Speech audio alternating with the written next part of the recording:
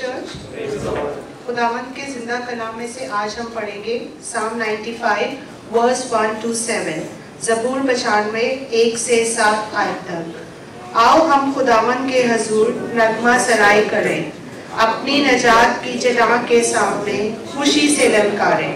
शुक्र गुजारी करते हुए उसके हजूर में हाजिर हो, मज़ामूर गाते हुए उसके आगे खुशी से ललकारें। क्योंकि खुदावंद खुदाए अजीम है और सब इलाकों पर शाहे अजीम है। जमीन के गहराव उसके कब्जा में है, पहाड़ों की चोटियां भी उसकी हैं। समंदर उसका है, उसी ने उसको बनाया और उसके हाथों ने खुश्की को भी तैयार किया।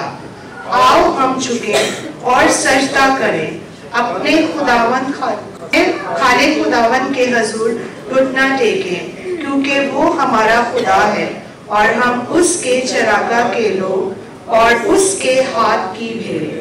काश के आज के दिन तुम उसकी आवाज सुनते। आकलाम के पढ़े और सुने जाने पर खुदावंद की बरकत हो।